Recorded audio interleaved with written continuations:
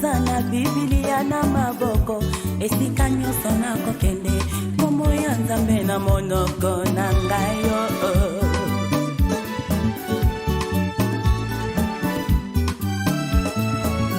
Basali ya Nzambe oyo baza koteya biso ntango nyonso boyebi te nini oyo Nzambe asalela bango mpo basalelaka ye.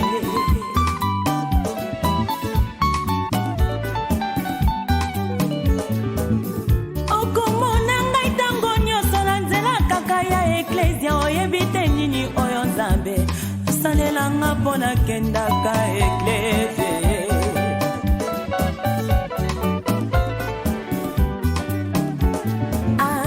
Moto kutu oya mokili soki apesi eloko sengi merci ye. Ebongo kolo ya pema ye topesi ye nini.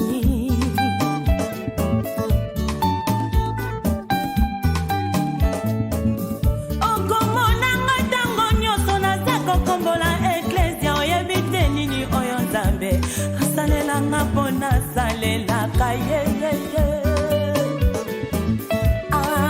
Ngayogo nazali reconnaissante ye. Makambo asalelanga ya minene papa yogo. Nauti na libulu ya masumu abimisi ngayo.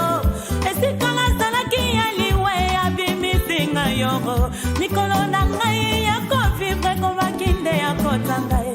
Bongina ngai na butu kaka bando twa mabe. Nanya kopesa ngala boko motola oya ye. Nakanisa kilibota na ngai kosunga ngai pesi ngande mokongo. Nasimba kimoto na kolela ngai. Baselekela kinga yo Nzambo ye.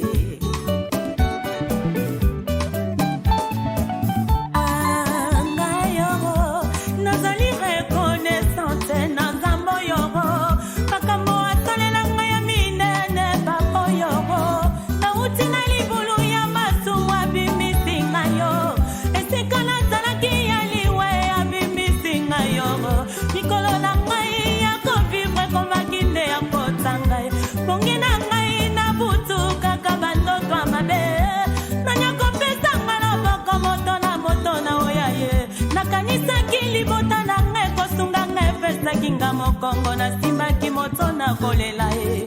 Baselekela kinga yo Nzambo yogo.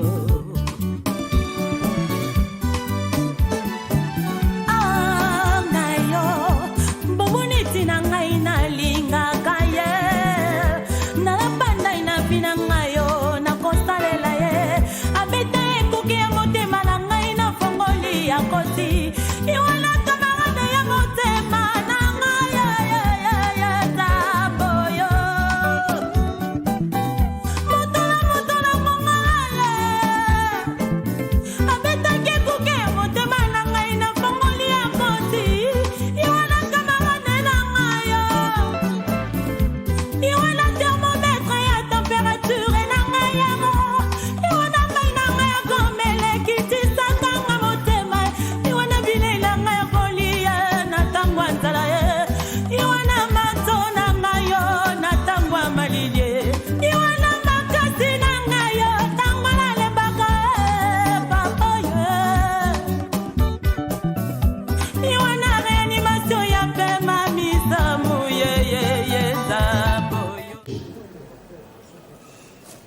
l'hymne national ayant été exécuté au début, encore exécuté à la fin de la séance académique de cet après-midi, c'est-à-dire la présente séance académique.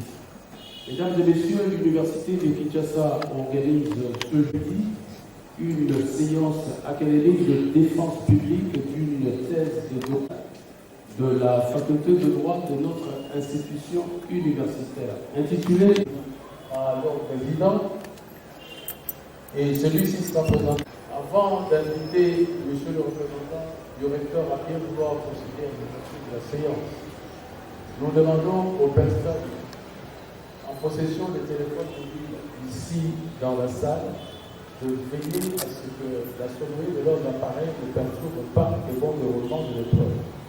Par ailleurs, nous informons le public qu'il est interdit pendant le débat entre Le candidat et les membres du jury de manifester ses sentiments par des cris de joie, de coups de sifflet, de nombreux éloges par des applaudissements.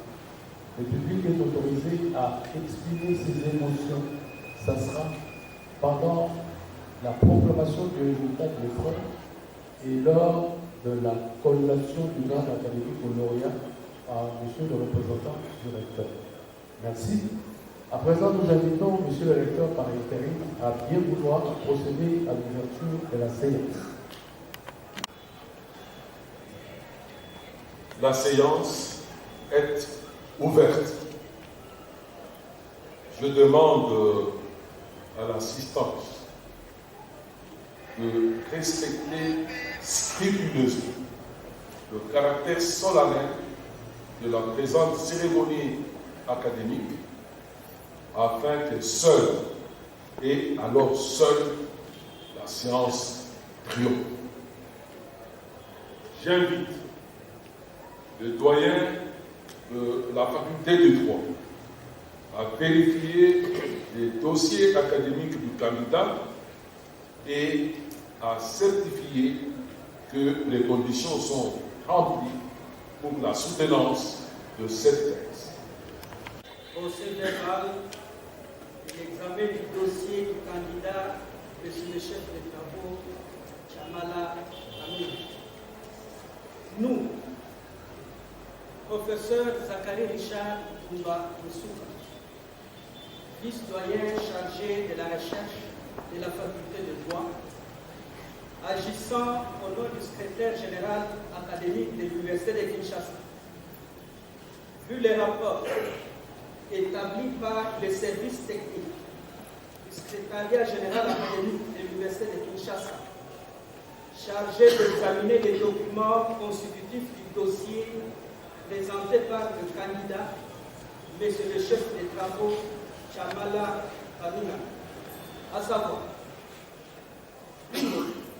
ses pièces administratives, secondo, son cursus académique et les divers certificats et diplômes antérieurs exigés. Tertio, la régularité de son inscription à l'épreuve de doctorat en droit et le paiement des frais qui afférent. Déclarons que le candidat a observé toutes les prescriptions légales et réglementaires et qu'il remplit toutes les conditions requises pour présenter sa thèse en vue de l'obtention du grade de docteur en droit. Fait à Kinshasa, le 12 août 2021, pour le secrétaire général académique, le vice-doyen chargé de la recherche, Zachary Richard Koumba Moussouka, professeur. Étant donné que le candidat remplit toutes les conditions requises pour la soutenance de sa thèse, j'invite encore le doyen de la faculté de droit à présenter le candidat. Présentation du candidat. L'an 2021,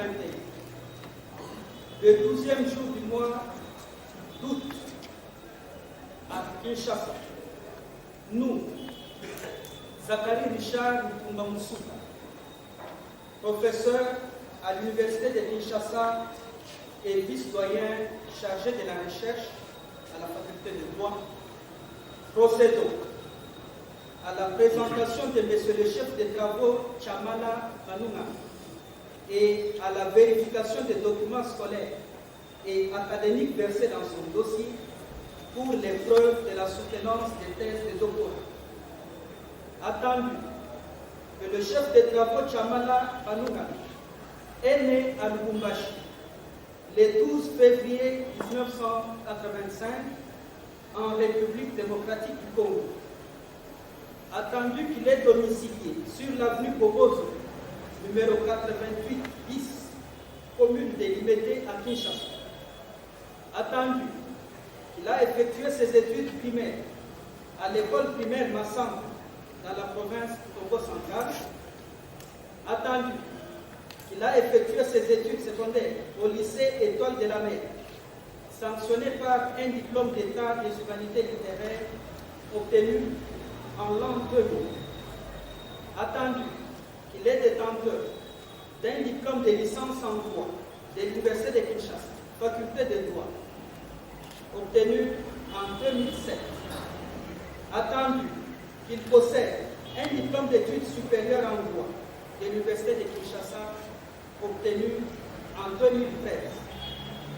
Attendu que par décision électorale numéro 01-17, barre unique, barre R, barre 2021, du 1er avril 2021, il a été autorisé à soutenir sa thèse de doctorat intitulée « De l'exercice par la Cour pénale internationale de sa compétence répressive dans le contexte du développement de l'ordre environnemental international à l'aune d'un nouveau paradigme écologique. » Attendu que les jurys nommés, conformément à la décision électorale numéro 01-17, barre unique, barre R, barre 2021, du 1er avril 2021, est constitué comme suit.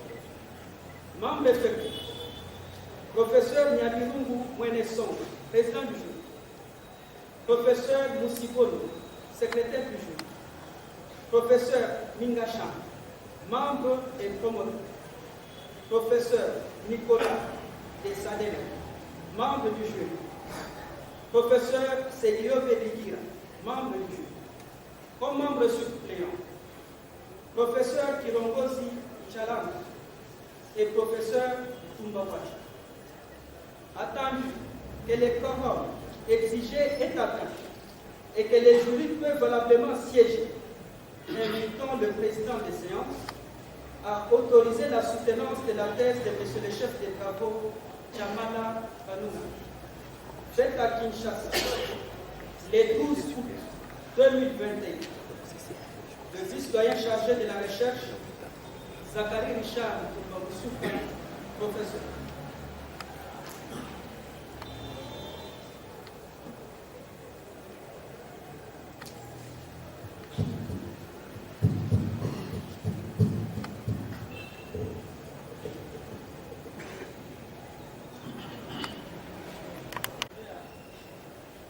Nous, professeur Godefroy Kamendele Dibé, secrétaire général administratif, agissant au nom du recteur de l'Université de Kinshasa,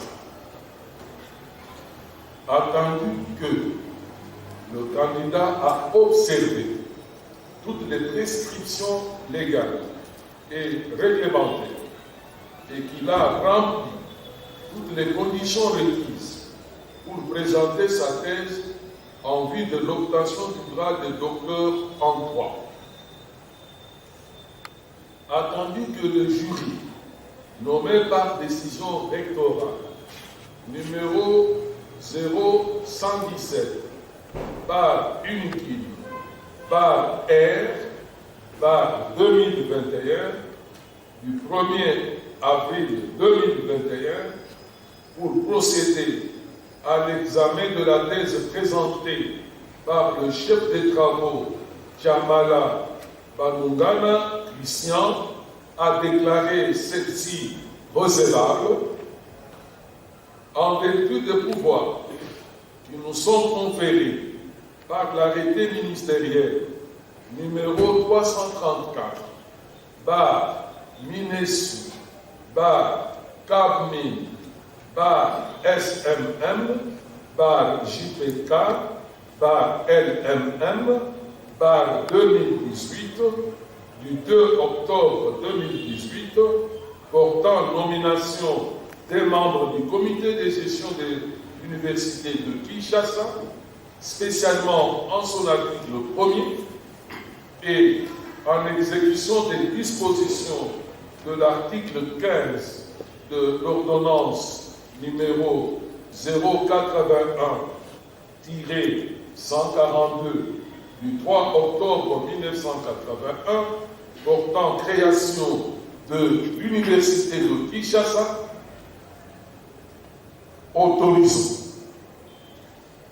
autorisons la soutenance publique de la thèse de doctorat en droit de messieurs les chefs de travaux Djamala Banungana Christian, et passons la parole au président du fait à Kinshasa le 12 août 2021 pour le recteur de l'Université de Kinshasa, le secrétaire général administratif, Godefroy Kabengele Diwe, professeur ordinaire. Les membres du jury, monsieur le récipiendaire,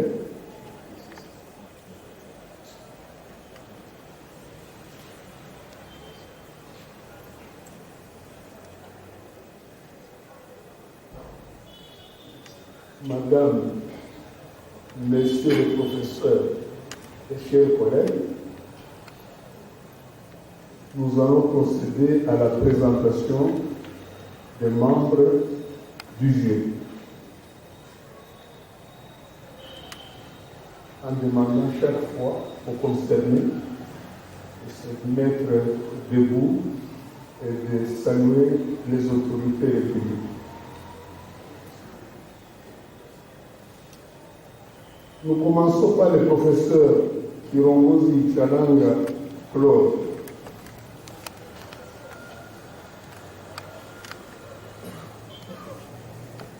Il est professeur full depuis 2015.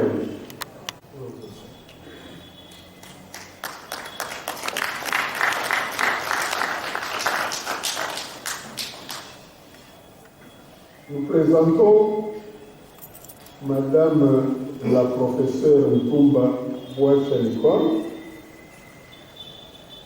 Elle est professeure associée depuis 2014.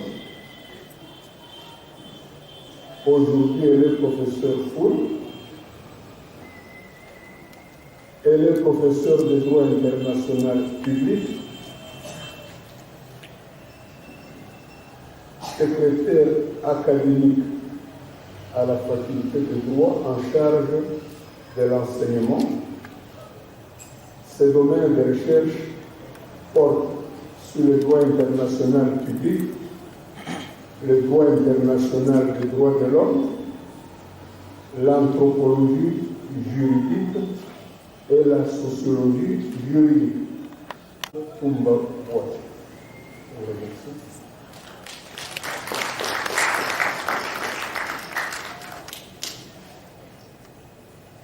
Je présente le professeur Dieudonné Moussibono Elulangi.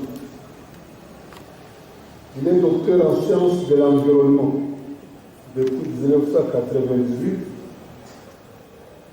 de l'Université du Cap, Afrique du Sud. Il est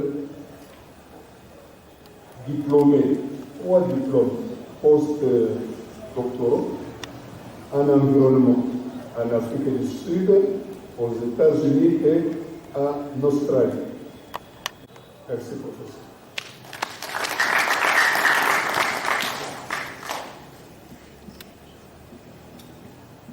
Nous allons dire un mot des membres des jurys qui est encore qui est à l'étranger parce qu'il est professeur de droit à l'université Saint-Louis de Bruxelles. Il s'agit du professeur Nicolas de Sadel. Il est professeur ordinaire depuis 2012. Il est vice-doyen en charge des relations internationales. Son domaine de recherche porte sur le droit de l'environnement et le droit de l'Union européenne, auteur de plusieurs publications. Je cite les chiffres qui m'ont été communiqués, plus de 400 articles et 14 ouvrages.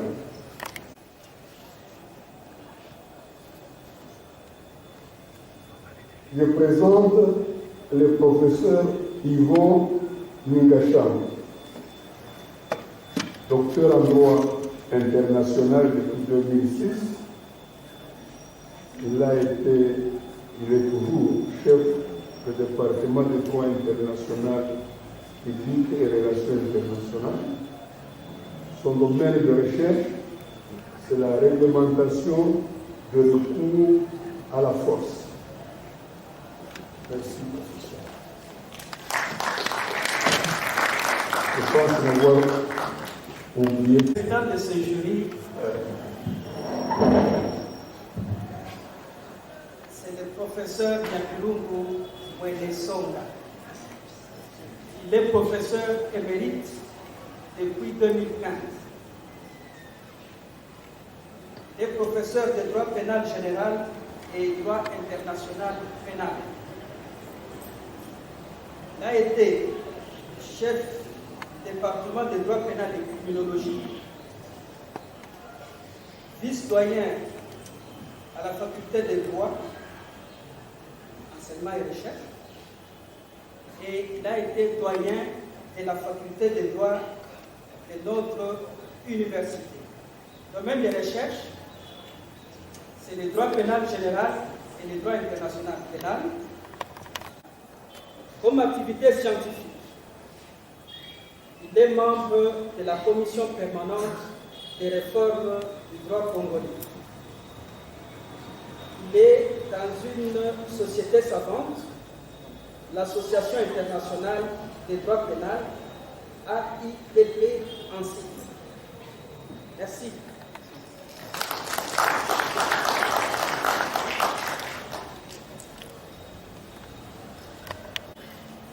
Nous allons entrer dans le vif du sujet en accordant d'abord la parole au récipiendaire pour nous exposer la teneur de sa thèse. Je crois qu'il doit attendre. Ok. Monsieur le chef de travaux Chamala, vous avez la parole. Les premiers points qui vous seront donnés le seront en vertu de votre capacité à maîtriser l'emploi du temps. 30 minutes. Madame et Monsieur le professeur, membres du jury, Mesdames et Messieurs de l'assistance, j'ai l'honneur de me présenter devant vous en ce jour en vue de défendre les résultats de mes recherches doctorales portant sur l'exercice par la Cour pénale internationale de sa compétence précise dans le contexte du développement de l'ordre environnemental international à l'aune de nouveaux paradigmes économiques. Je tiens sincèrement à vous remercier de cette opportunité que vous m'accordez en cette circonstance. Étant donné que je viens une deuxième fois devant vous après la soutenance de ma défense privée, je voudrais, avec votre permission, axer mon propos autour de préoccupations qui ont semblé nécessiter soit un éclaircissement, soit un recadrage à l'issue des observations et des remarques qui ont été faites à l'occasion de cette soutenance. Dans cet ordre d'idée, mon propos est articulé autour de 5 points.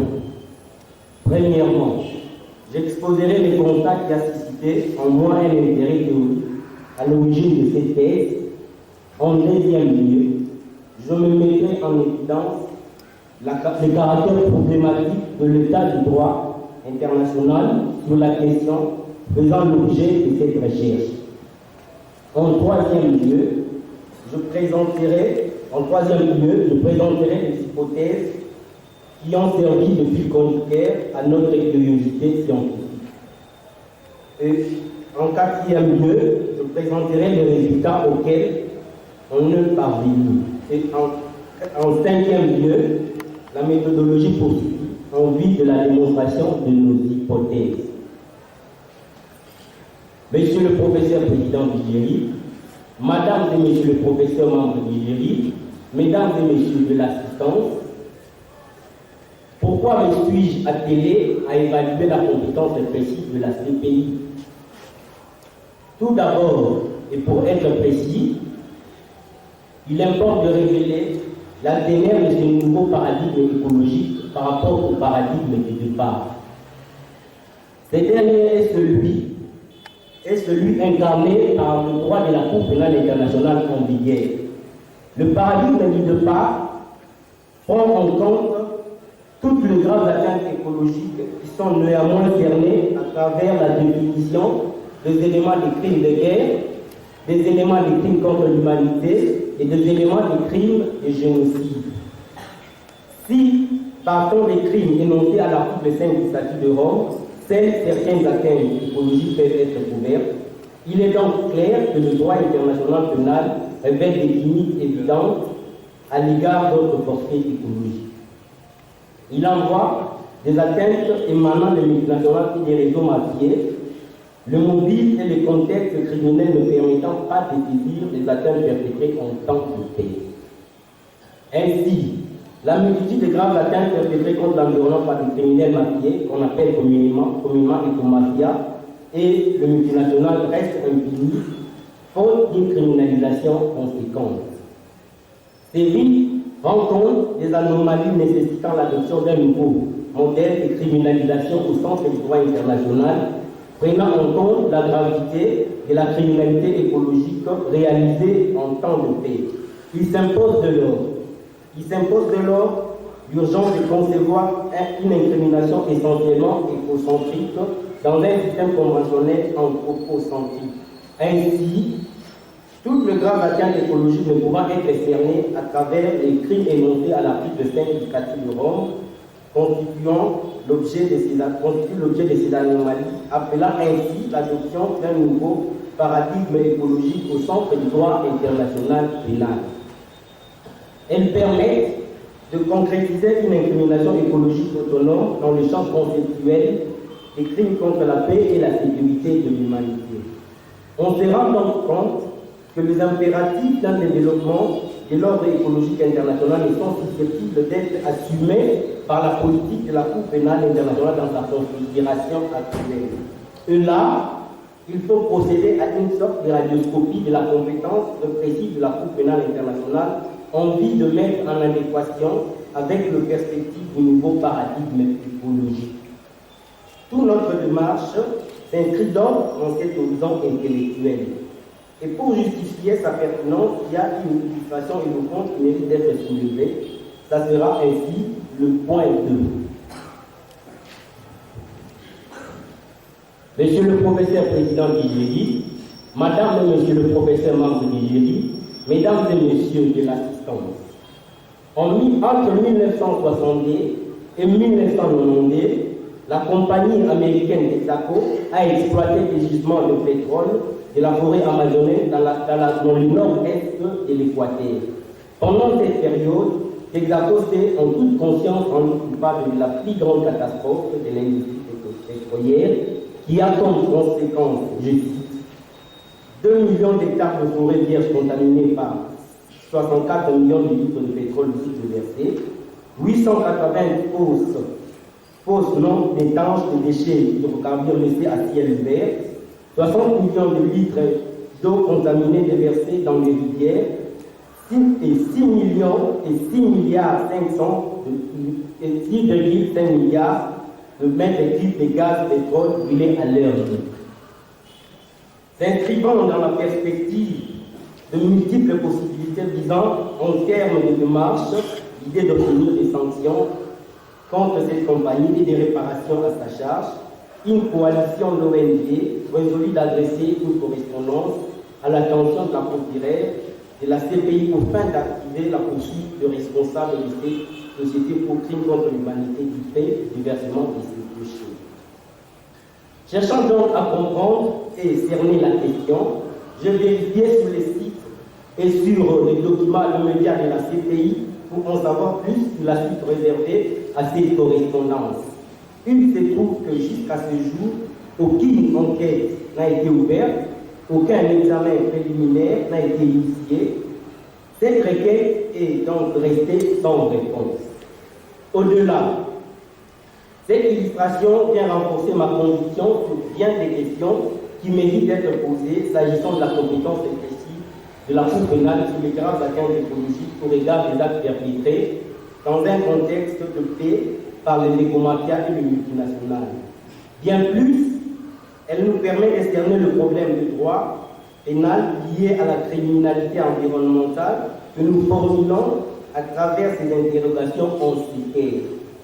Qu'en est-il de mesures envisagées en vue d'éradiquer cette forme de délinquance écologique? La Cour pénale internationale peut-elle servir d'outil adéquat à l'éradication de forfaits écologiques présentant une forme grave? S'il faut s'accorder à l'hypothèse d'une juridiction répressive universelle, quelle en serait alors l'approche institutionnelle et matérielle? Toutes ces questions forment la problématique de cette étude. À l'heure où la prédation de l'homme sur son environnement n'a jamais été aussi intense, une particulière attention sur le visage criminogène qui peut en résulter s'impose. Car derrière la recrudescence des atteintes écologiques se cache aussi et surtout un destin criminel. 7 sur 10 atteintes portées à l'environnement sont guidées par un motif délétère ou lucratif qui atteste ainsi un état d'esprit manifestement criminel. Pour s'en convaincre, il suffit d'interroger les statistiques criminelles établies à travers les études fiables et précises. Il en est ainsi du rapport de l'Organisation mondiale de douane qui classe la criminalité écologique au 4e rang des activités illicites internationales, après le trafic de stupéfiants, la contrefaçon et le trafic des êtres humains. Et pourtant, les études montrent que l'outil répressif mis à contribution n'est pas efficace. Cet outil accuse de beaucoup de lacunes tenant aussi bien à sa conception qu'à sa mise en œuvre. Cet état de choses rend légitime la question de savoir que faire pour renforcer les dispositifs de répression des atteintes environnementales. Le renforcement de la protection pénale de l'environnement passe par un diagnostic sévère. Diagnostiquer les causes de l'inefficacité de ces mécanismes revient à identifier au nombre des hypothèses un cadre institutionnel approprié à l'envergure de telle ou telle atteinte écologique. C'est à la bannière de ces postulats qu'il convient de distinguer de simples atteintes écologiques, communément appelées par certains auteurs d'éco-crimes, des atteintes graves de par leur ampleur, appelées par écocide. Si le simple atteinte écologique nécessite juste un renforcement des dispositifs répressifs existants dans l'ordre interne, les graves atteintes écologiques requièrent, quant à elles, pour une adéquate répression, l'institutionnalisation d'un forum supranational à la taille de la CPI en vue de mettre en œuvre la complémentarité judiciaire. Monsieur le professeur président du jury, Madame et Monsieur le professeur membre du jury, Mesdames et Messieurs de l'assistance, au terme des questionnements sur le rôle de la CPI dans l'ordonnance de la mission écologique, des hypothèses principales de recherche se dégagent. D'une part, partant de la lecture des éléments de définition des crimes contre la paix et la sécurité de l'humanité, tels qu'appréhendés par le statut de l'homme, nous conviendrons sur le fait que les graves atteintes écologiques ne sont pas complètement cernées en droit international pénal. C'est à ce titre qu'il s'impose donc de réfléchir, d'autre part, sur la consécration d'un crime écologique au cœur des crimes contre la paix et la sécurité de l'humanité à travers la révision du statut de Rome. Partant d'une analyse sur le visage écologique de chaque crime constituant la catégorie crime contre la paix et la sécurité de l'humanité, la première hypothèse permet d'asseoir, la deuxième consistant à motiver l'urgence sociale de consacrer dans le champ conceptuel des crimes contre la paix et la sécurité de l'humanité un 5e crime qui est essentiellement écologique. En effet, seul le crime de guerre permet de ressortir parfaitement l'entendement écologique du crime contre la paix et la sécurité de l'humanité. Même alors, elle dépend de l'appréciation du principe de proportionnalité. Cependant, cette incrimination vise expressément la répression des dommages graves, étendus et durables commis en temps de guerre. Elle est limitée au contexte des conflits armés. Mais Qu'en est-il de la multitude des atteintes à l'environnement perpétrées en temps de paix par les écomafias et les multinationales? Toutefois, partant d'une interprétation évolutive de certains actes matériels des crimes contre l'humanité et des crimes de génocide, il est possible d'envisager un entendement écologique des comportements d'atteinte aux droits intangibles, même si certains pénalistes soulèvent le principe de l'interprétation stricte du droit pénal. Car, il faut le dire, en droit international pénal, il y a des auteurs comme Dominique Barbre qui pensent qu'en droit international pénal, on peut se passer de ces principes. L'élasticité énonciative de certains crimes sous-jacents permet d'entrevoir certains actes d'atteinte écologique à travers la qualification des crimes contre l'humanité et du génocide. Cela procède à en croire Catherine Lebris de l'attachement de l'environnement naturel à la notion du patrimoine commun de l'humanité. S'agissant du crime d'agression, si ces finalités peuvent dans une certaine mesure participer à la préservation des équilibres écologiques, sa fonction statocentrique dominante ne pourra lui permettre de réprimer les graves atteintes écologiques en tant que telles. D'une essence statocentrique dominante, il vise à protéger les droits fondamentaux de l'État. Sa protection, sa portée écologique peut être déduite de sa principale fonction qui est de protéger les intérêts fondamentaux de l'État. Cette finalité participe néanmoins notamment à la prohibition de l'emploi d'armes ayant des effets étendus graves et durables sur l'environnement.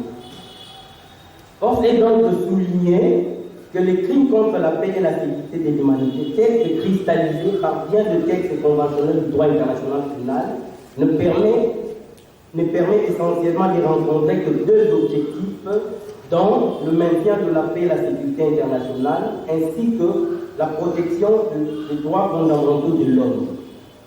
La protection de l'environnement n'y est cernée que de manière très insignifiante. Il se profile de lors un vide qui mérite d'être comblé à travers une nouvelle incrimination autonome au champ conceptuel des crimes contre la paix et la sécurité et l'humanité. Monsieur le professeur président du jury, Madame et Monsieur le professeur membre du jury, Messieurs et Madame de l'assistance, s'imposant au titre d'une nécessité sociale, la criminalisation de graves atteintes écologiques doit s'étendre au dommage perpétré en temps de paix à travers la consécration dans les statuts de Rome d'un crime autonome.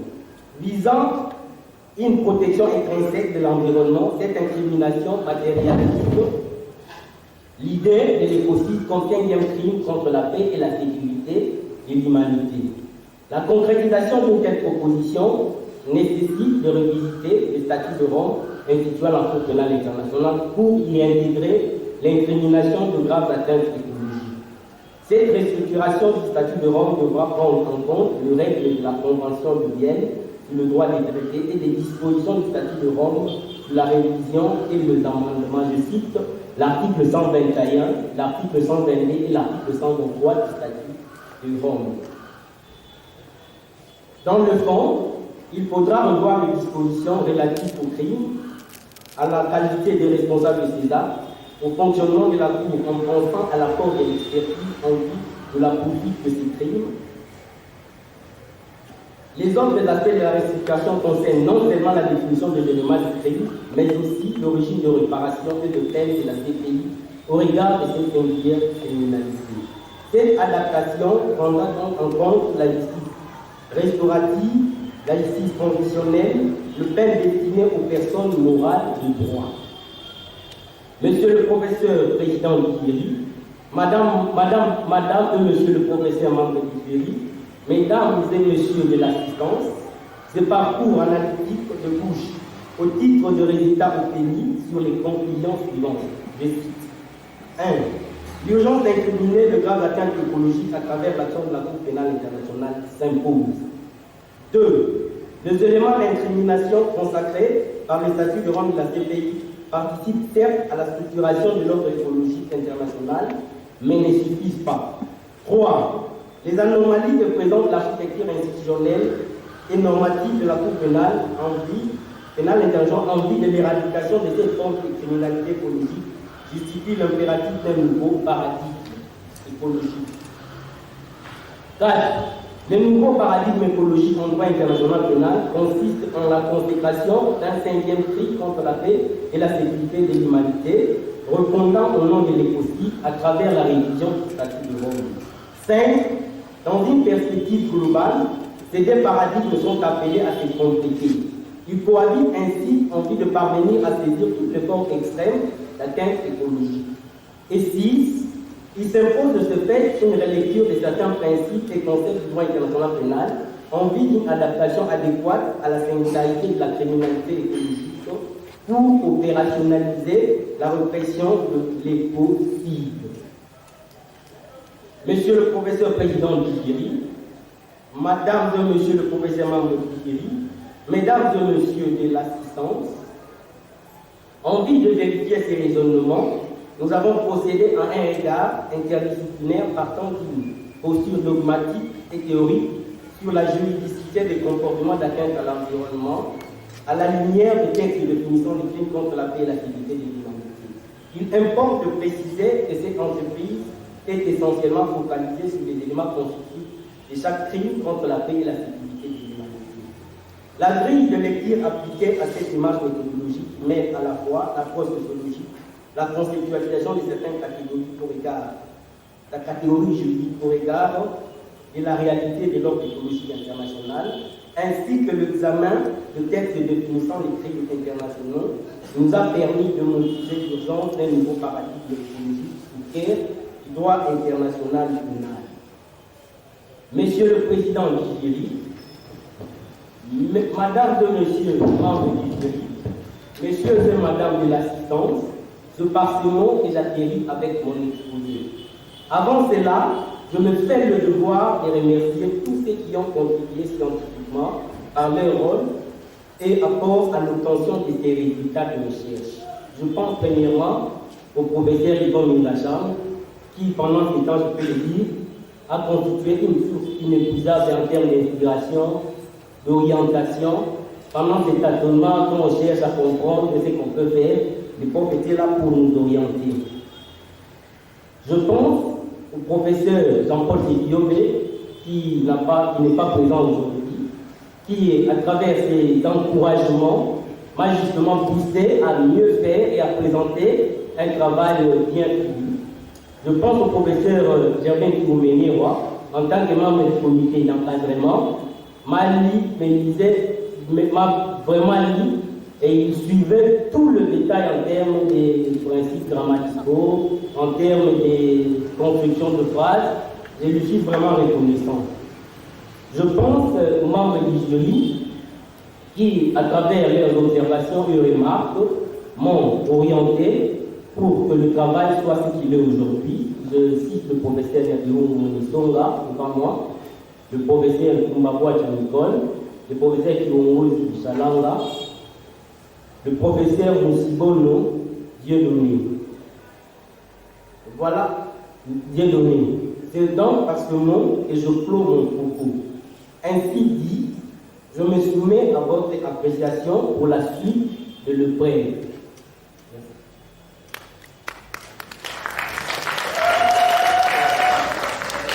Même quand il va répondre aux questions de ses examinateurs, il faut... Maintenant, M. Kamara, vous allez vous soumettre au jeu de questions et réponses. Nous allons immédiatement passer la parole au professeur Kirongos. Intitulé de l'exercice par la Cour pénale internationale et sa compétence répressive dans le contexte du développement de l'ordre environnemental international à l'aune d'un nouveau paradigme écologique.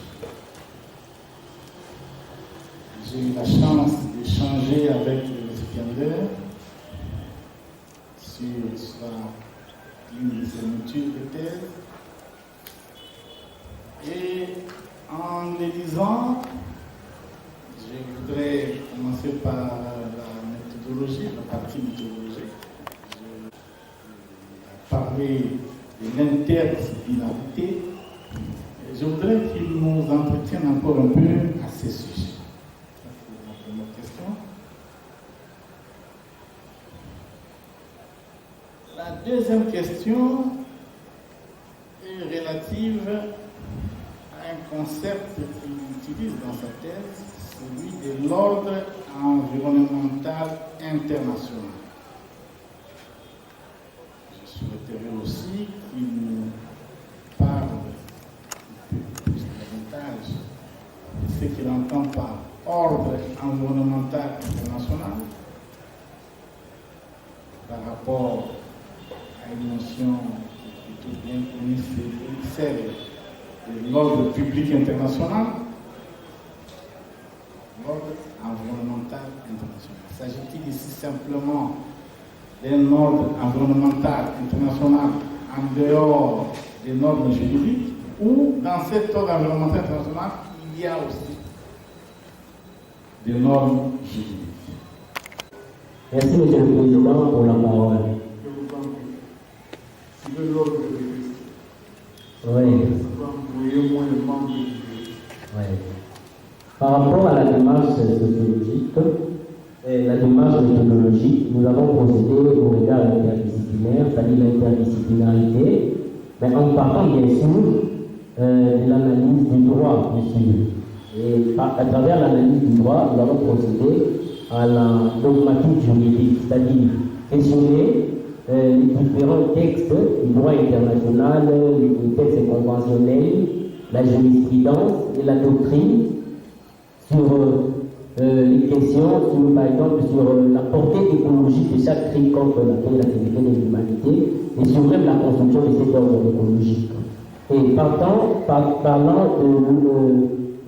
de l'approche sociologique, nous sommes référés à quelques cas concrets, c'est-à-dire nous sommes rentrés dans les contextes pour apprécier et voir comment ces différents textes du droit international pénal peuvent aussi être appliqués dans ces cas. Nous avons par exemple évoqué des cas tels que le cas de l'affaire Chevron Texaco, nous avons évoqué le cas de l'affaire du Pro-Pourquoi-là, nous avons évoqué l'affaire Fukushima, nous avons évoqué toutes ces catastrophes écologiques-là.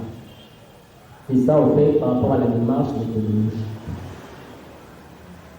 Quand nous parlons de l'ordre environnemental international, il s'agit bien de l'ensemble de règles du droit international de l'environnement consacrées soit à travers le droit international de l'environnement même, ou à travers d'autres branches du droit international qui, au fait, a un rapprochement avec le droit de l'environnement. Nous voyons par exemple le droit du commerce international. Dans la réglementation du commerce, il y a des recommandations, il y a des principes du droit de l'environnement qu'il faut observer. Il y a par exemple ces chemins, ces croisées de chemin entre le droit international pénal et le droit de l'environnement. Les débats sur les droits à un environnement sain.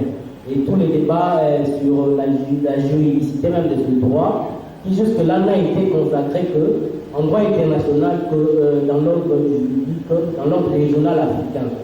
Sur le plan international, ça n'a pas encore été consacré, mais à travers la jurisprudence de la Cour européenne des droits de l'homme, on sent un peu ces basculements-là de droit à un environnement sain à travers l'interprétation de certains droits dits du noyau dur, tels que le droit à la vie, le droit à l'intégrité physique. C'est-à-dire, en détruisant l'environnement, cela peut avoir une conséquence directe sur la santé de l'humanité.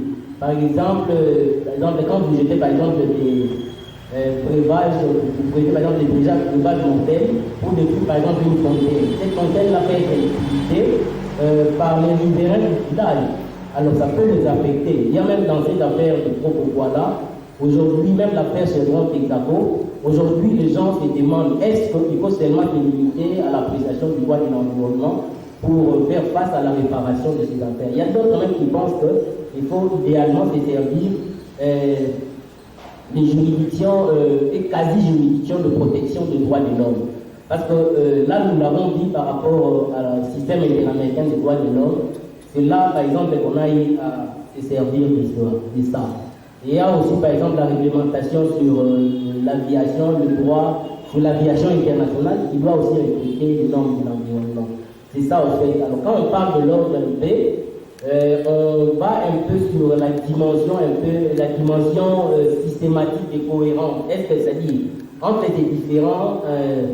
les différentes normes, est-ce qu'il y a cohérence, est-ce qu'il y a un ordonnancement qui se suit? Cela maintenant, on n'arrive pas toujours à les conclure. Mais du moins, on peut déjà affirmer l'existence d'un ordre écologique international.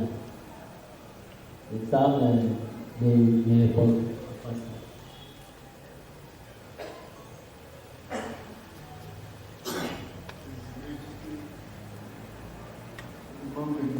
Très satisfait.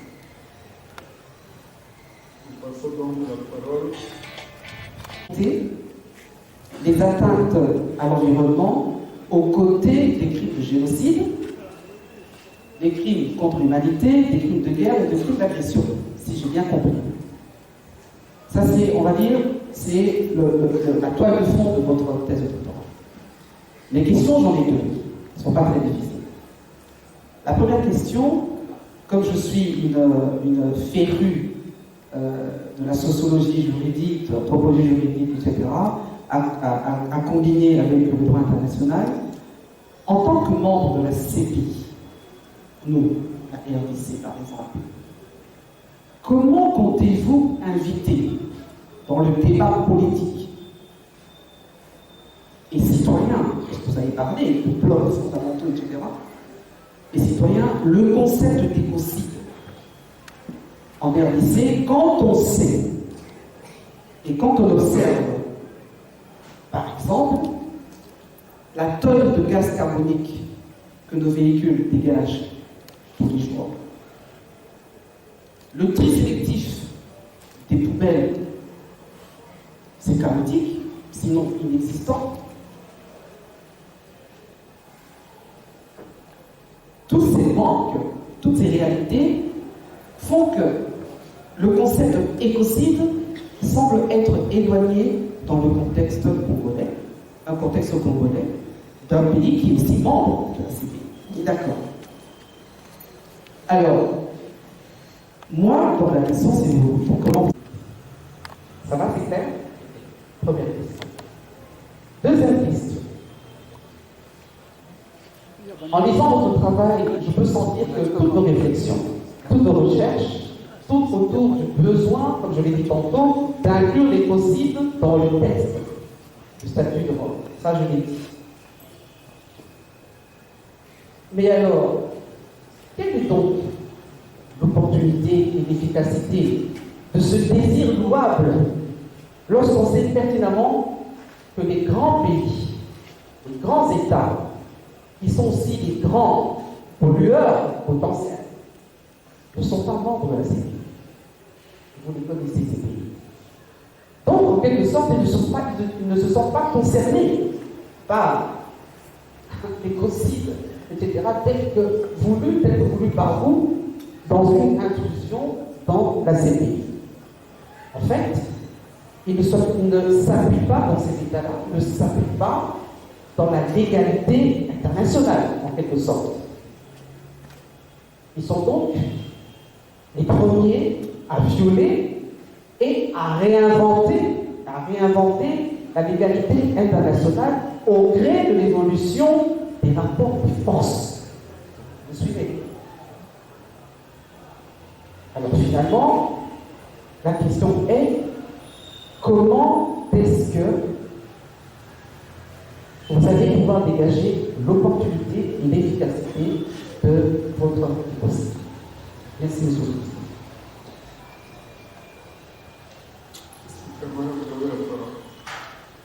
Est-ce que monsieur le président pour la parole? Je pense que les deux questions, c'est toutes ces rencontres. Je commence par la première question. En fait, le débat sur Le débat sur l'évocation de l'écocide dans les débats citoyens procède même de l'existence d'un état de droit de la démocratie. En fait, on dira que la plupart des pays africains comme la RDC, on voit même quand on s'érange derrière les idéologies politiques, en fait, ce sont des idéologies qu'on pense tellement des noms. On prend seulement des noms, on se dira libéraliste, démocrate, social-démocrate, social-démocratie. Mais en réalité, même dans le projet, on ne sent même pas ça dans le projet. En fait, c'est pour dire un peu, on veut faire ce que l'extérieur fait. On voit par exemple dans l'Europe, ces débats est vraiment introduit au milieu, est vraiment devenu un débat citoyen parce que vous sentez l'implication des ONG. Et puis l'implication de partis politiques.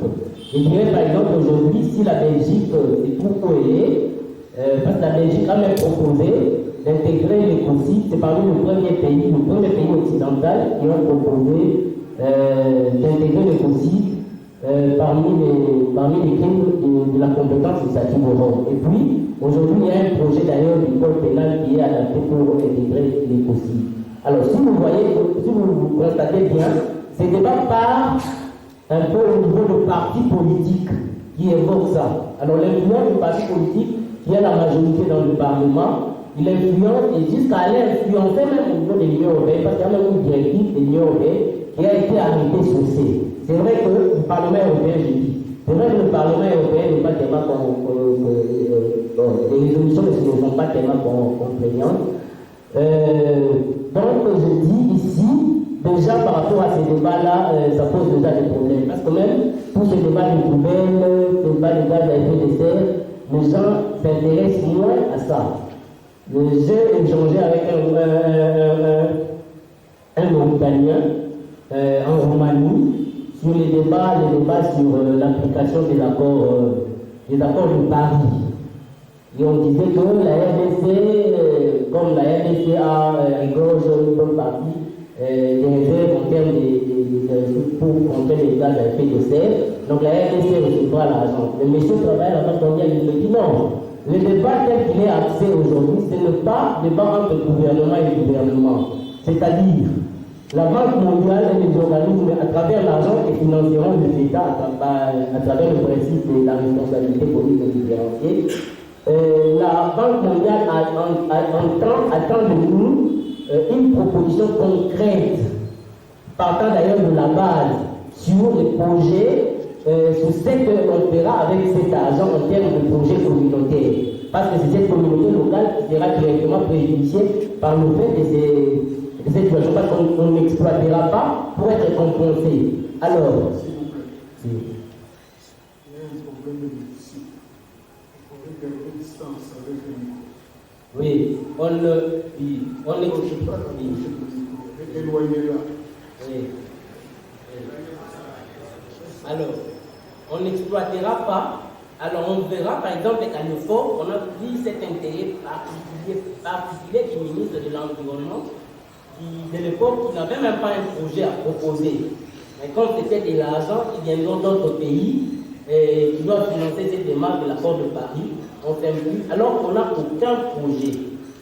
C'est ça d'abord, ce que je pouvais peut-être répondre par rapport à la question. Donc, le débat de l'écocide, c'est un débat d'ailleurs très très loin, parce que l'écocide, c'est au fait, c'est incriminer les graves atteintes à l'environnement. Or, la plupart des atteintes, par exemple, les problèmes de poubelles, c'est des problèmes simples d'environnement. Alors, c'est déjà un problème d'éducation de la société. Un monsieur qui prend un bouteille de PGT partout, donc déjà un débat, c'est un peu loin d'en parler. Et par rapport à l'opportunité de cette démarche, les gens posent toujours des questions. Quelle est la chance que cette démarche réussisse? Mais nous, on dit à cette question qu'il faut commencer par quelque part. Parce qu'aujourd'hui, déjà, on peut compter sur 54 États insulaires considérés comme des États écologiquement fragiles. Alors, ces États-là ont un intérêt. Parce qu'aujourd'hui, même quand nous évoquons les débats, il y a déjà un projet. Parce que la révision du statut il faut qu'un État propose un projet et puis il faut qu'il y ait un nombre de 2 tiers des États membres de la CPI, donc autour de 70. Mais si on a déjà 54, alors il y a des États qui s'intéressent. Alors, nous pensons qu'il faut partir de quelque part, parce qu'il y a des États pour qui la survie et l'existence même de l'État dépend par exemple de la protection de l'environnement. Alors, ils ont un intérêt direct et particulier. Oui, par rapport au débat sur la CPI, oui, ça c'est un débat, un débat de politique internationale. Oui, on va dire qu'on va pour la CPI, on est d'accord, on n'est pas même. De fois, on se sert de cette même Cour pénale internationale pour arrêter les dictateurs. Alors, quand on arrête les dictateurs, quand on dirige, on livre les opposants, c'est bien. Mais quand on veut poursuivre parce qu'on est au pouvoir, on doit se retirer de la Cour pénale internationale. Parce qu'on se rappellera que les débats, par exemple, aujourd'hui, les débats, par exemple, de la négociation des États africains est partie de l'affaire El-Béchir. Mais aujourd'hui, nous réalisons que le Soudan même est prêt à les livrer. Donc, c'est parce qu'on dit que comme il n'est plus au pouvoir, donc, c'est un débat entre les gouvernants. Or, la démarche de la CPI est plus soutenue par la société civile qui est proche même du peuple. Alors, il faut aussi voir même la perception de ces populations-là. Qu'est-ce que la population-là sent quand on arrête, par exemple, un grand chef de l'armée qui a eu à tuer des gens? Alors, il faut aussi voir cet aspect-là. Je sais que les pauvres qui vont ne pas de cet avis, mais moi, je pense qu'il faut partir de quelque part. La Cour pénale internationale existe, elle est effective parce qu'elle existe, les textes existent, elles sont appliquées. Donc, c'est vrai qu'il se pose un problème de sélectivité. Mais ces problèmes-là, oui, s'il peut se poser, c'est seulement par rapport aux États de l'Asie qui ont peut-être un problème de défaillance ou de défaillance des appareils judiciaires. Mais on ne dira pas qu'aujourd'hui, on peut dire qu'en France, par rapport à l'article 17, si l'État manque de volonté, il ne fait pas.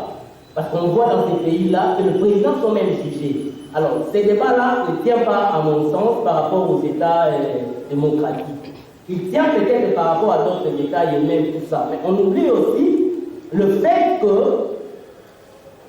tous ces gens qui ont été, la mise en mouvement de l'action de la CPI, ce n'est pas la CPI qui est allée. Ce sont les États qui ont livré ces criminels-là. Alors, il faut aussi voir cet aspect-là. C'est vraiment le fait du côté de la diplomatie. Moi, je pense qu'il faut faire avec ce qu'il y a. Il y a déjà quelque chose qui existe. Il faut partir avec et le soutenir. C'est ça, on peut dire.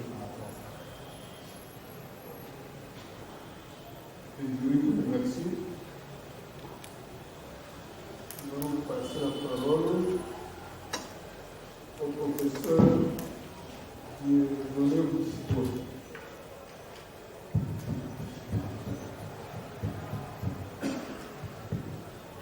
Merci, Monsieur le Président. Monsieur Chamala, vous avez fait un bel exposé du sujet d'actualité. Néanmoins, il y a quelques inquiétudes. Quand on regarde le fonctionnement actuel de la CPI, on constate qu'il y a une justice à vous d'éviter. Il y a des pays puissants qui ne sont pas invités par rapport aux États notamment. Comment pensez-vous sanctionner une multinationale, une puissance politico-économique mondiale, donc un État puissant, sans multinationale qui vient par exemple polluer à RDC? C'est la première question. La deuxième, le braconnage constitue une atteinte très sérieuse à la biodiversité de vraiment chez nous. Il n'y a pas longtemps, on avait saisi des villages de Angola, de point de vue au président de la RDC. À cela, on peut ajouter des espèces comme les bonobos, les gorilles, et ainsi de suite. La question est celle-ci. Ces espèces qui sont volées, je peux dire comme ça, c'est tout sur le marché des pays puissants. Il y a le principe de l'excédeur. Comment pensez-vous condamner ces pays-là qui achètent des biens volés ou des animaux volés? Ce sont des petites questions. Et la troisième, Ma collègue Nicolas a déjà parlé de cela, donc je ne reviens plus.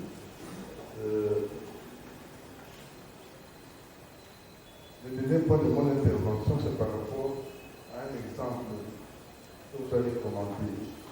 Vous dites qu'à la Cambos, dans le Pacifique, au large de la Colombie, où toutes les espèces sont endémiques et très protégées. Il y a une pratique qui consiste à ramasser les déchets que l'océan apporte là-bas. On recense les emballages et on va accuser l'industrie qui a produit ces emballages. Et cette dernière coopère. Pensez-vous que cela est possible pour nous aussi? Ce sont les petites questions.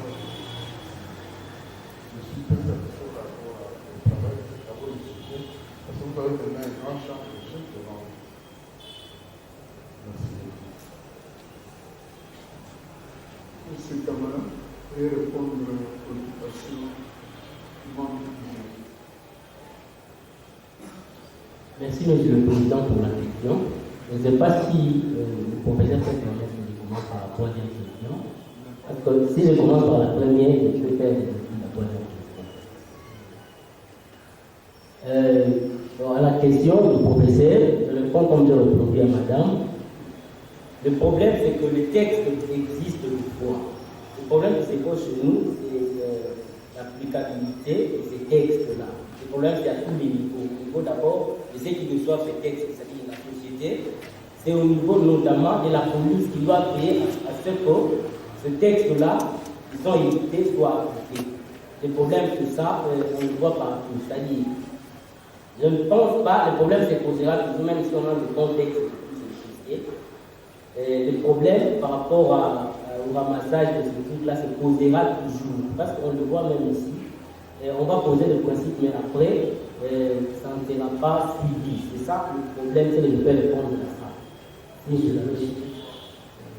Excusez-moi, je ne parle pas de cela. Je parle de l'application de ce principe-là, qui est un principe de la responsabilité sociétale qui n'a pas de l'enfer. On va ramasser les déchets, on utilise les producteurs. Est-ce que c'est possible? C'est la question. On regarde par rapport au texte, c'est possible. Mais sur le terrain, la mise en œuvre, ça pose des problèmes. Je prends l'exemple de la ville de Mwanda, où j'ai grandi et étudié, où il y a une société pétrolière, société Chevron, Tecapo, etc. On voit comment, par exemple, on fait pour se débarrasser de ces déchets-là, des trucs comme ça. Et puis la conséquence, c'est qu'à deux fois, il y a des gens qui meurent, il y a des morts brisés comme ça. Des gens qui travaillent là, même des gens qui environ, par exemple, ce point où ils sont en train de jeter ces déchets-là. Personne n'en parle même, et personne ne se rend même compte que ces morts qui se multiplient, c'est le fait de ces déchets-là.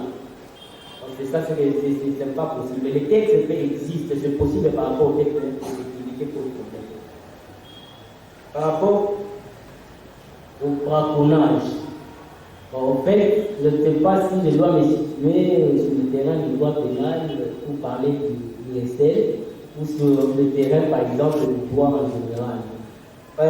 Par rapport à ces trucs ici, à ce que vous avez parlé de braconnage, on le voit par exemple par rapport aux guerres qui se passent, à la guerre qui se passe à l'Est.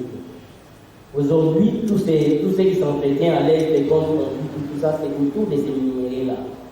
Ils sont financés notamment par certains politiciens, qui sont même dénoncés, et par les pays voisins. Alors ces gens-là doivent garder la situation la situation comme telle, parce que dans ces désordres-là, on voit qu'il y a un circuit qui se développe. Quand ces gens-là exploitent, ils partent par Kigali, et à Kigali, ils prennent un vol, ils sont en Nairobi.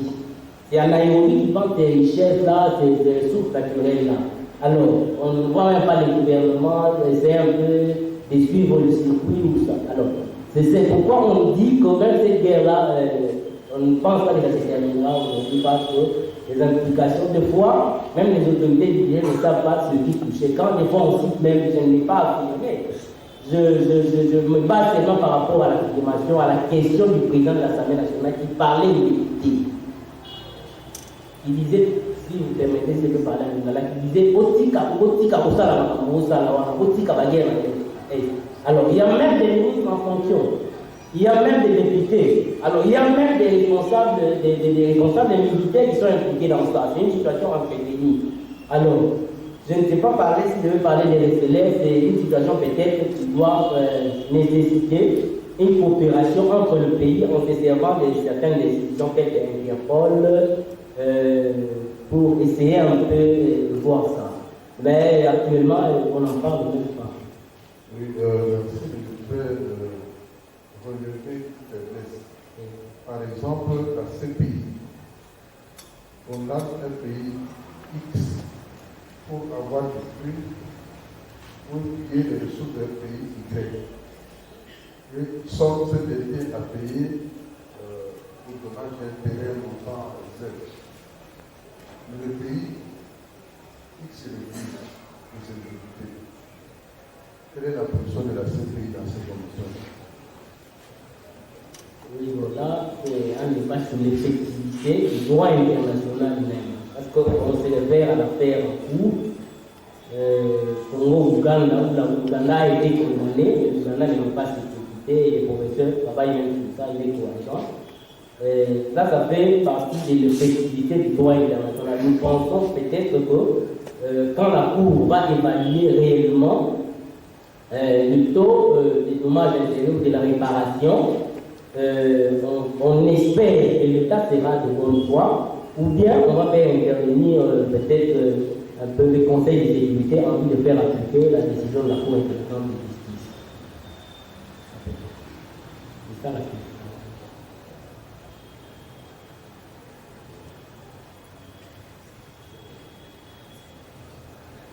Le membre du jury a reçu la réponse souhaitée. Maintenant, nous allons passer au professeur Nicolas Dessal.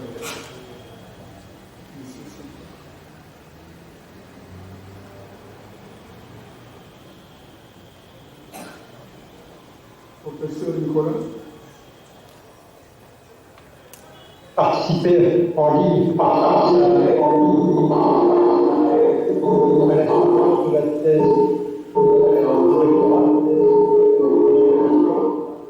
la communication n'est pas parfaite dans la mesure où je me retrouve actuellement dans une région reculée du Rwanda. Je formulerai rapidement des observations.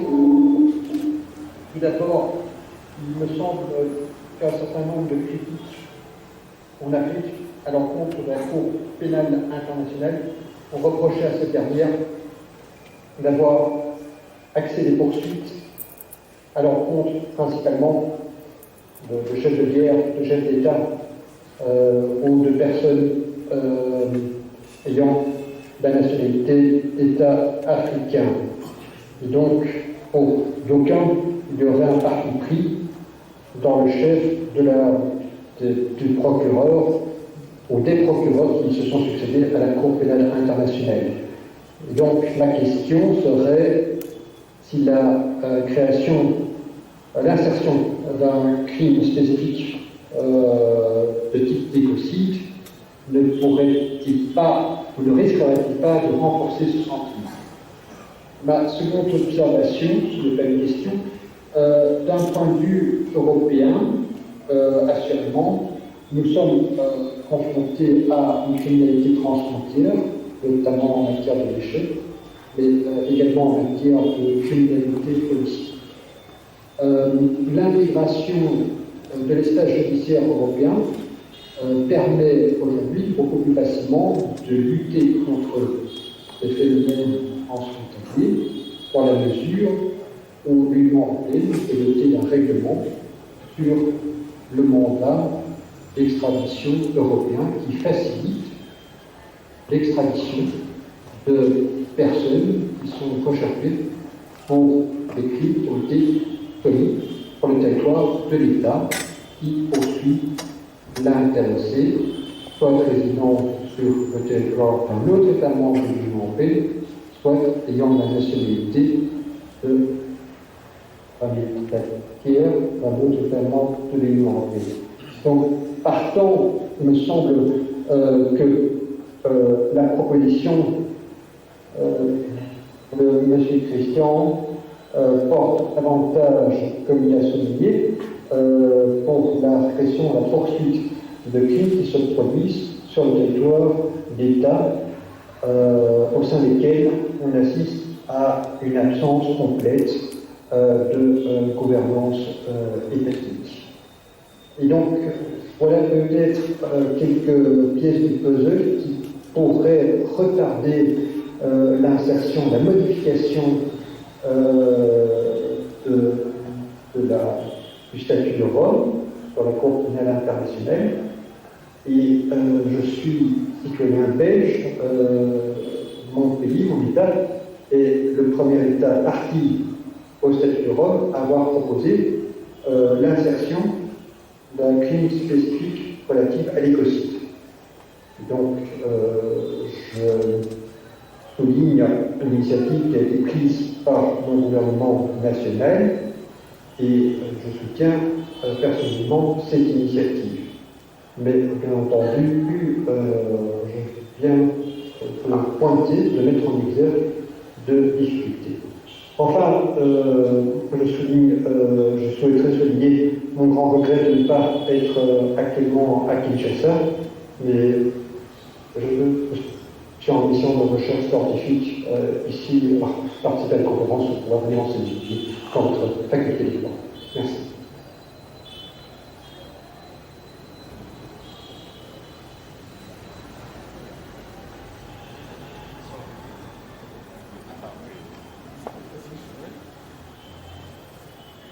Nous vous remercions, monsieur le professeur.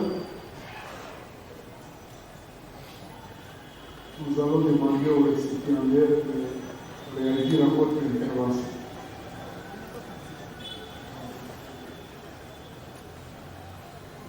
Il faut qu'on pas poser une question spécifique, mais je vais aller dans le sens où je ne dis pas même en Europe, parce que même en France, là, en France, on dira que le débat avait évolué, il a renoncé l'année passée, parce que le débat était déjà évoqué, il y avait déjà un projet au niveau de la santé nationale, il y avait même un projet au niveau du Sénat. On ne peut pas parler au niveau du ministre de la transition écologique et l'actuel ministre de la Justice. Il y a un projet qui a été conçu où on propose plutôt de penser en termes de délits écocides plutôt que de crimes écocides.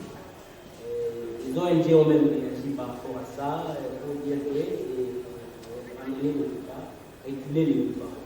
En Belgique, il faut dire que les débats vraiment évolué. Je me rappelle par exemple dernièrement, le ministre de l'Affaires étrangères, c'est Vitesse. Il était à la dernière réunion de l'Assemblée des États partis de la CPI. Là, il a parlé clairement du soutien de la Belgique par rapport à cette démarche-là. Et puis sur le plan interne, parce que c'est ça toujours la démarche, on se base sur le plan interne, on se base aussi sur le plan international. Alors, actuellement, il y a 10 États qui ont déjà intégré les possibles dans leur texte. Et quelques États de l'Europe de l'Est et un État de l'Amérique du Nord. Il y a aussi le Canada qui soutient la démarche. Il y a le Parlement européen qui a même arrêté il est bien qu'elle n'est pas contraignant, mais ça influe quand même sur les États. Et vraiment, il est de voir aujourd'hui que les États, parce qu'avant, les États européens s'impliquent. C'est pourquoi nous croyons en la démarche. Parce que aussi, nous disons que l'amendement les concernera au fait qu'ils vont le ratifier.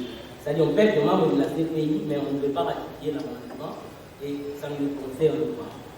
Alors, avec cette façon de faire, je pense qu'il n'y a pas assez de stress. Il y a d'ailleurs même un projet qui a été évoqué même dans le texte par rapport à la finance privée, un projet conçu par un ensemble de juristes, anciens populaires, des juges, des juristes des Nations Unies, de professeurs d'université, qui a été conçu au mois de juin. J'ai même écrit ça. voyez que la personne de la soutenance n'a pas produit ça. Donc ce projet-là, on a défini même, donc je vois le projet il se fait beaucoup plus simple. Je comprends bien sûr parce qu'on a besoin des voix des États. Parce que vous avez un projet ambitieux où on parle de la responsabilité des personnes morales, où on parle de beaucoup de choses. Et ça, les États risquent d'être réticents. Je me rappelle même du professeur Philippe Sen qui exposait le projet. Il a dit que c'est à dessein, dans la définition, c'est une définition générique. On n'a pas énuméré les actes, on va laisser le soin au juge d'interpréter à travers le pouvoir créateur. Et ce projet-là, c'est un projet de base sur lequel les gens s'appuient, parce que ça a en fait été constitué par l'ensemble de tous les juristes qui ont écrit sur la question. Je cite notamment Pauline qui n'est plus, je cite Valérie Cabanès, je cite Laurent Déliré, et je cite Philippe Sang, il y a des professeurs, il y a des avocats équatoriens. Donc on a réuni tout le monde pour donner une vision générale. Or, si nous voyons par exemple ce projet, nous verrons que ce projet est très différent du projet qui suit juste dans l'annexe, le projet de l'ONG End Écocide on Give, c'est-à-dire la fin de l'écocide. Alors ce projet-là est plus ambitieux, on parle de la responsabilité des personnes morales, on parle de la responsabilité des personnes morales du droit public. Alors, mais je pense qu'à travers de ces projets-là, on fait impliquer. Il y a, par exemple, d'autres projets que je présentais là aussi, le groupe de travail dirigé par le professeur de l'Université Saint-Quentin en ingénierie, qui est aussi plus ambitieux. Et moi, je pense qu'il faut partir d'abord avec le projet qui a été récemment conclu au mois de juin, parce que ce n'est pas tellement ambitieux. On a besoin de voir des États pour que cet avancement en collectivité. C'est que nous devons être un peu concentrés.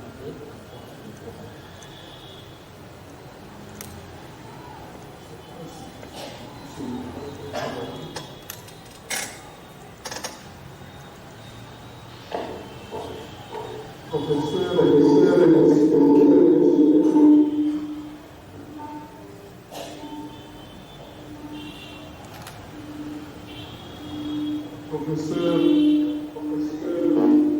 Oui, je remercie le doctorant. Je remercie le doctorant. Merci. Satisfait? Satisfait? Encore une fois, merci. Est-ce que le professeur Mingachan peut recevoir votre message portant sur l'appréciation du travail?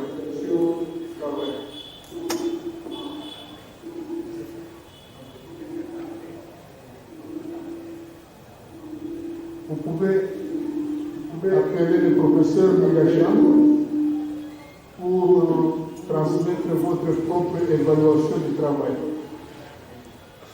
Par email, par exemple.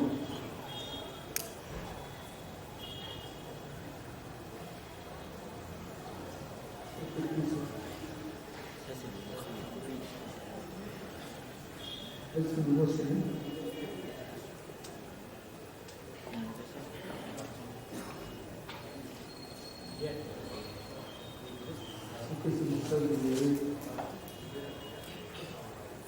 Ok, merci encore une fois. On passe au membre du jury suivant.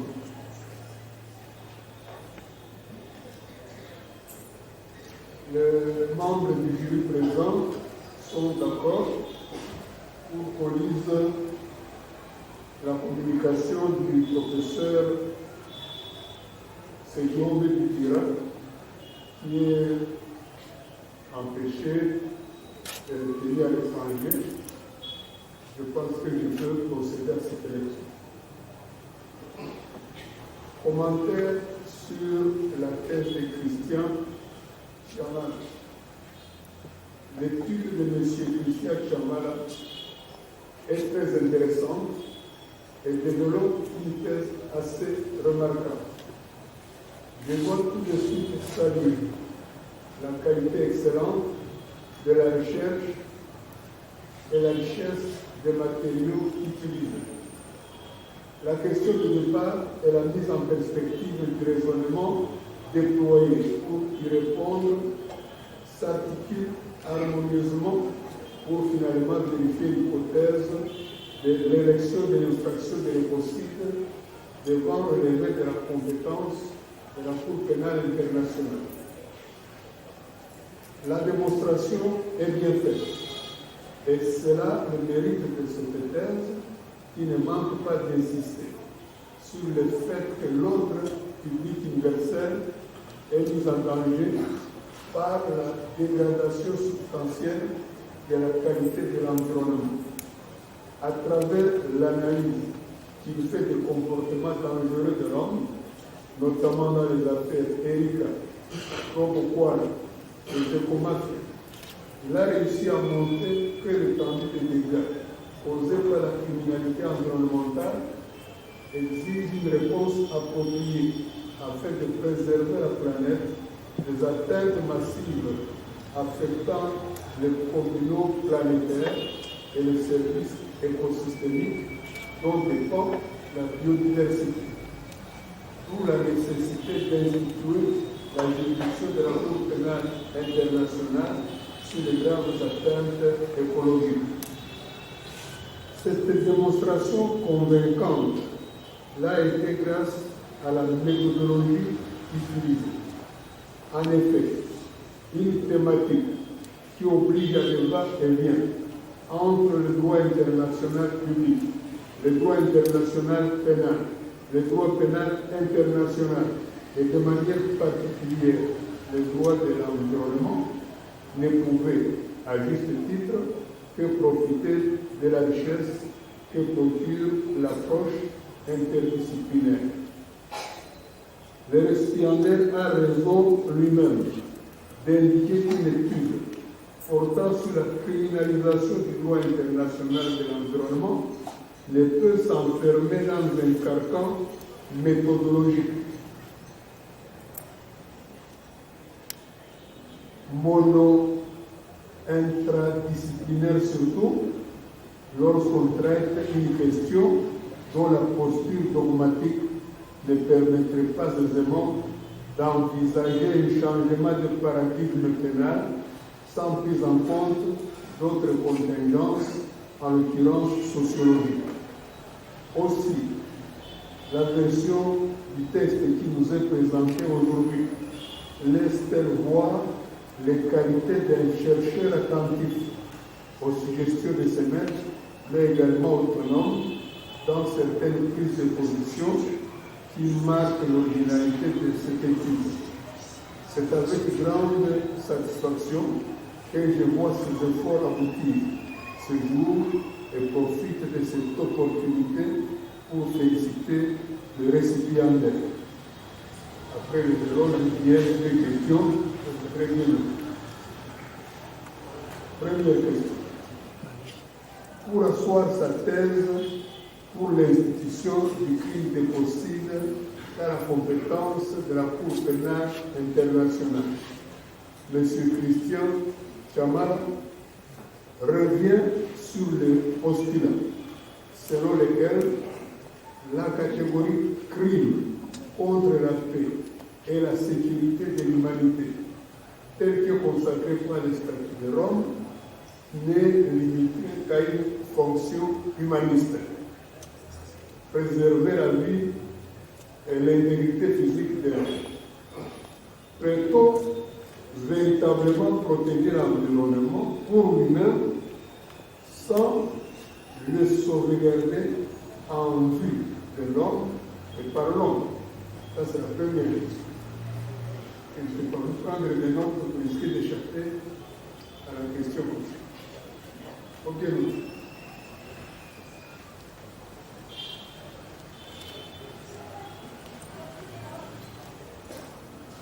Peut-on véritablement protéger l'environnement pour lui-même sans le sauvegarder en vie de l'homme et par l'homme? Deuxième question. Considérant les divergences des États partis au statut de Rome pour la définition du crime.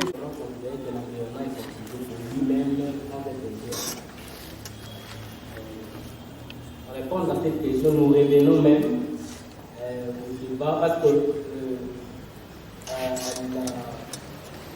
à l'affaire de l'agent orange du Vietnam, c'était vraiment à l'époque, on a senti qu'il fallait protéger l'environnement pour lui-même. On faisait de l'argent de rouge pour détruire les arbres, détruire bien les ressources naturelles. On se dit une stratégie militaire. Il y a eu par rapport à ça, il y a eu des débats parce qu'il y avait vraiment des destructions environnementales importantes. On ne pouvait pas toujours lier la question de l'homme parce qu'il se pose aussi un problème chez vous.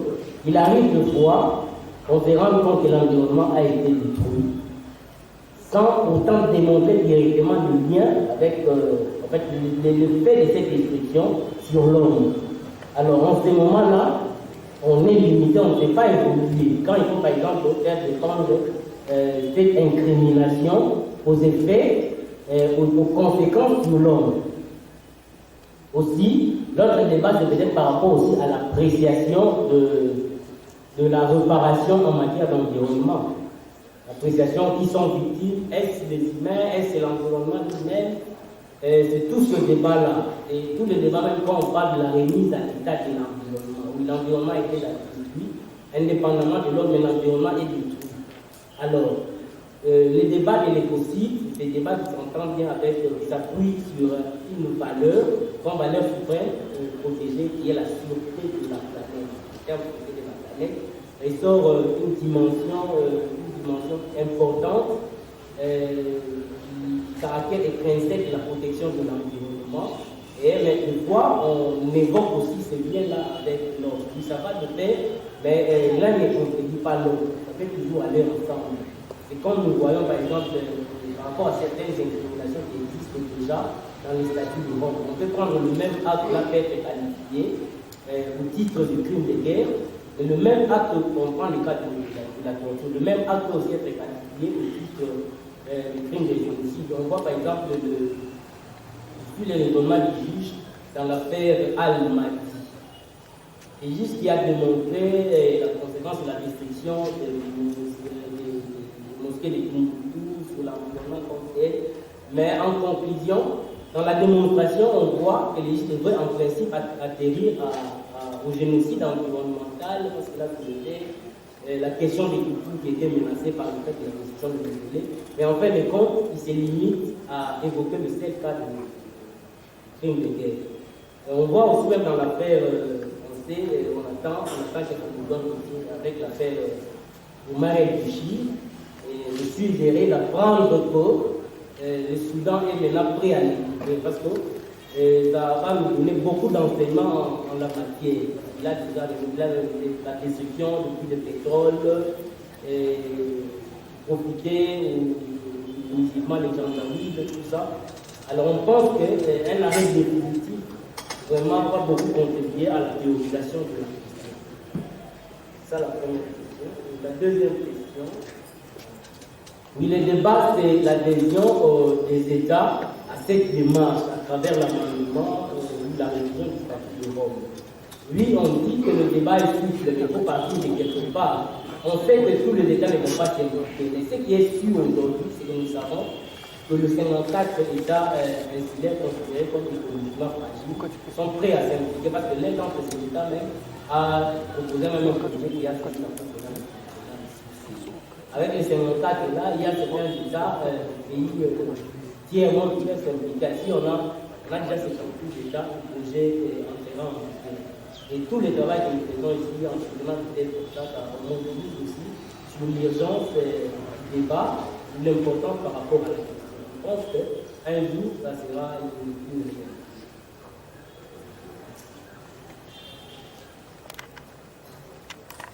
Lié à cette recherche qui nous amène à la présentation de cette thèse. Je commencerai d'abord par relever que j'ai une double mission, une double casquette, chef de département auquel appartient les doctorants ou les candidats ou les récipiendaires, mais en même temps son promoteur. Et donc mon intervention peut chaque fois comme ça basculer d'un pôle à l'autre parce que les deux missions ont une même finalité dans le cadre de ce département qui se transforme en un vaste chantier de réfrigération en vue de donner lieu ou d'instituer un laboratoire de recherche de grandes qualités, de grandes performances sur les grandes questions de droit international en général qui se développent dans le monde. Donc tout ce que nous faisons avec nos étudiants, avec nos doctorants, a à la fois une finalité beaucoup plus théorique, épistémologique, mais également une finalité pratique, parce que la recherche doit être couplée à des préoccupations d'ordre existentiel.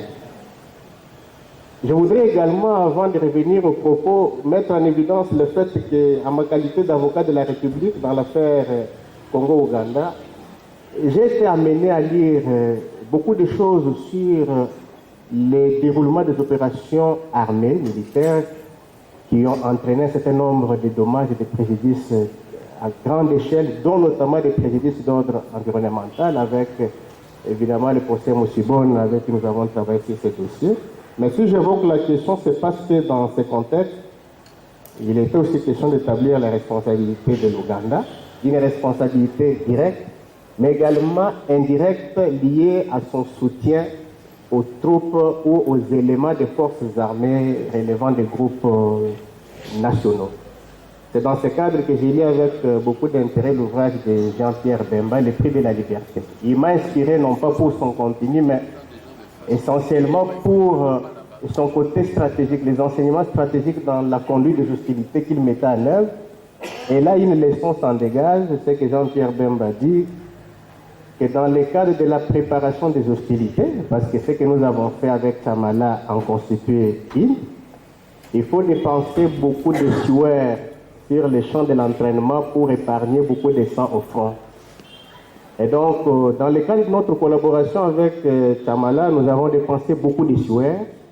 Nous avons travaillé parfois des jours et des nuits. Ça n'a pas été facile au départ. Et je peux même dire que c'est par un hasard que Chamala s'est retrouvé comme mon doctorant. L'accord a été signé dans un restaurant en ville où il me suivait avec une ténacité extraordinaire, et moi évitant, résistant.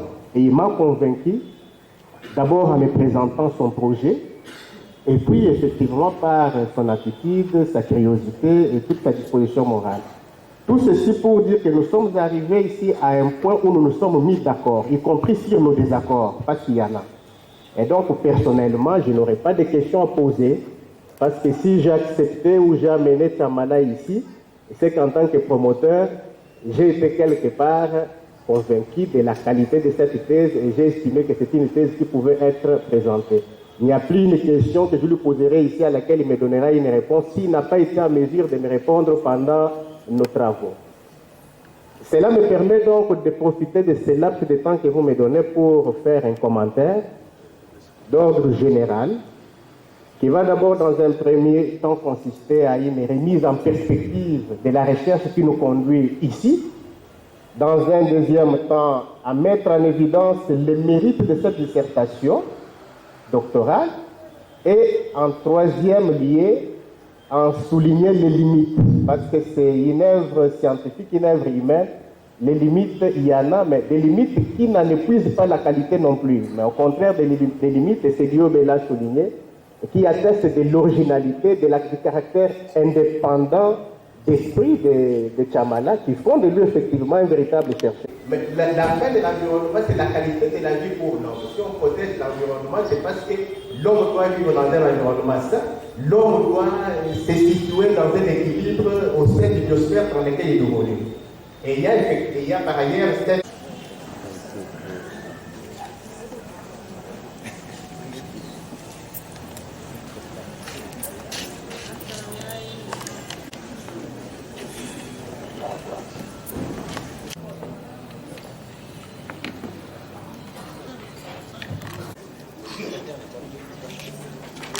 pour la proclamation des résultats.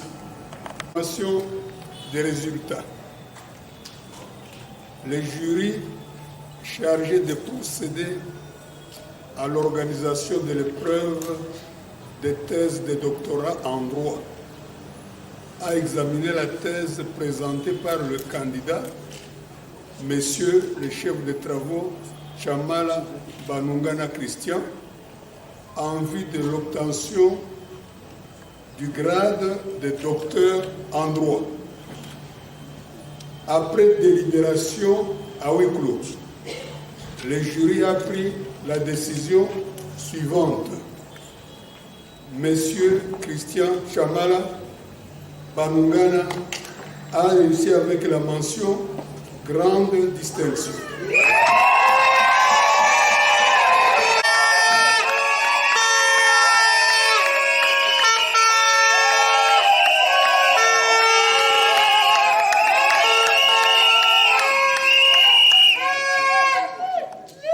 Nous invitons le recteur de l'Université de Kinshasa à bien vouloir conférer le grade de docteur en droit au candidat précité, fait à Kinshasa le 12 août 2021, le président du jury, professeur Nyabirungu Mwene Songa.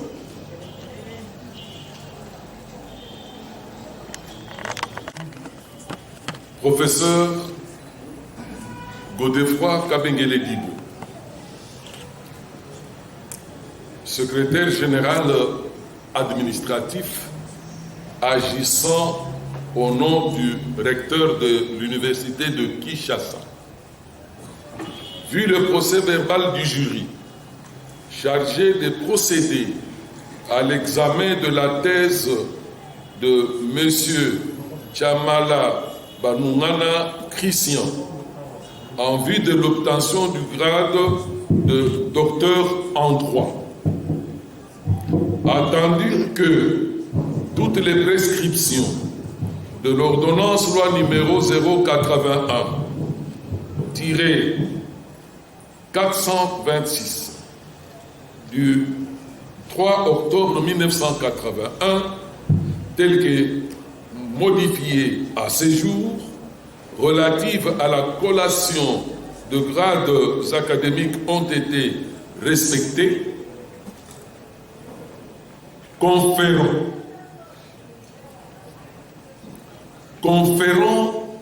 au candidat précité le grade de docteur en droit.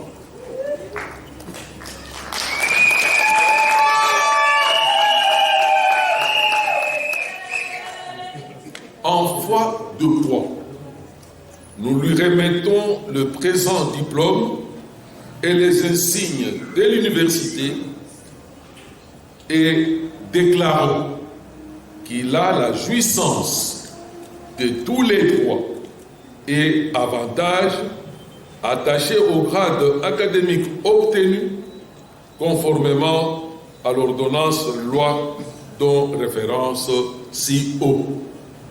Fait à Kinshasa le 12 août 2021 pour le recteur de l'université de Kinshasa, le secrétaire général administratif, Godefroy Kabengele Diboué, professeur ordinaire.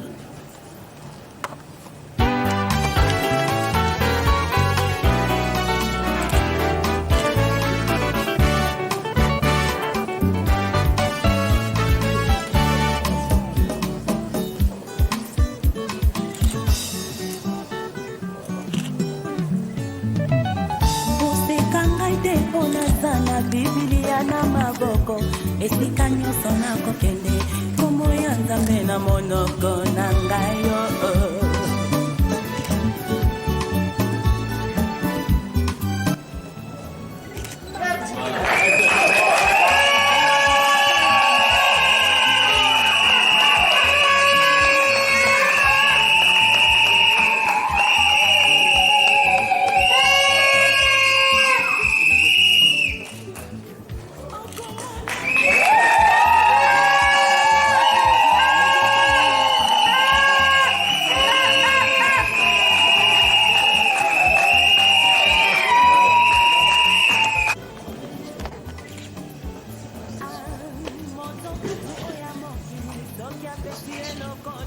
J'autorise à m'embrasser.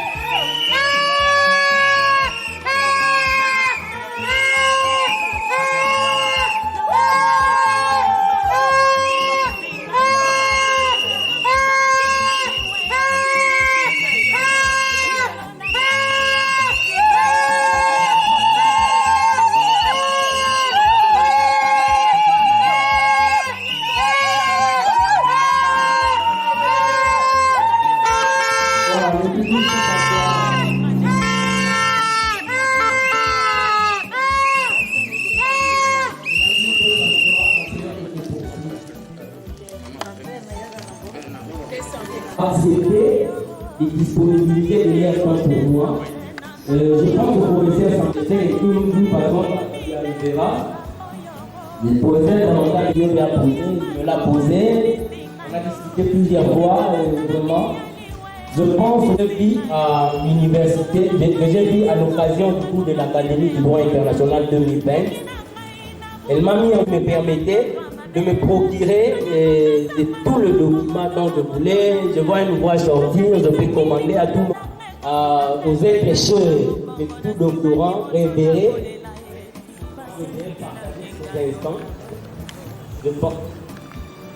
Je pense là à mes parents, je pense à mon père, à la Patrice.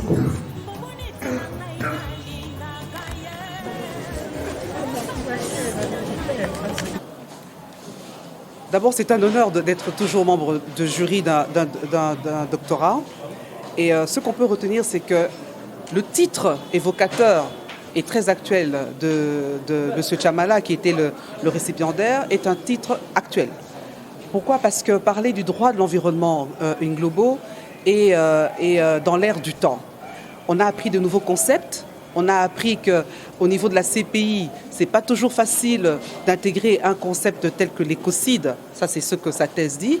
Parce que, justement, les grandes puissances sont en même temps ceux qui polluent. Alors, puisque c'est eux qui sont les plus grands, la négociation est toujours très difficile. Mais la thèse chute en disant qu'il y a moyen de le faire si nous participons tous et surtout si nous avons tous conscience que le droit de l'environnement est un droit protecteur de l'humanité. Il était question de réprimer les graves atteintes à l'environnement parce qu'il se pose d'ailleurs un problème. Ces atteintes ne sont pas prises en charge, soit au niveau des États, soit au niveau international. Alors, ceux qui sont pris en charge sont pris dans le contexte uniquement de la guerre. Alors, notre démarche, c'est de proposer que la Cour pénale prenne ça en charge à travers l'instauration d'une nouvelle incrimination pour poursuivre notamment des sociétés qui polluent l'environnement, notamment les éco-mafias, c'est-à-dire la criminalité transnationale organisée, abattage des éléphants, destruction, braconnage. C'était ça, en fait, en quelque sorte, le résumé de cette thèse. Oui. Les recommandations, c'est que nous, ici, chez nous, ce qu'on doit commencer, c'est d'abord procéder par l'éducation citoyenne. Enseigner à la population l'importance de protéger l'environnement. C'est-à-dire que la protection de l'environnement soit considérée comme un problème particulier. Si chacun prend ça et considère ça comme son problème à lui, si chacun le fait, on arrivera à ce que l'environnement soit protégé. Mais chez nous, d'abord, les gens ne savent pas ce que c'est que protéger l'environnement. Les gens ne sont pas intéressés à ça. Rien que pour ça. Donc c'est ça au niveau national.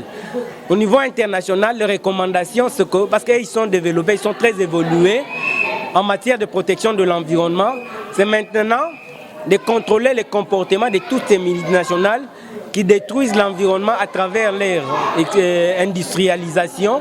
C'est-à-dire, avant d'exploiter, il faut d'abord procéder par l'étude d'impact environnemental, c'est-à-dire étudier, savoir si l'entreprise qu'on est en train de mener, exploiter par exemple le pétrole, peut avoir quelles conséquences sur l'environnement. En ce moment-là, on saura déjà quelles mesures prendre pour que peut-être tel comportement ne déborde pas et préserver l'environnement. C'est ça, en substance, ce que je pouvais donner comme recommandation. Modé.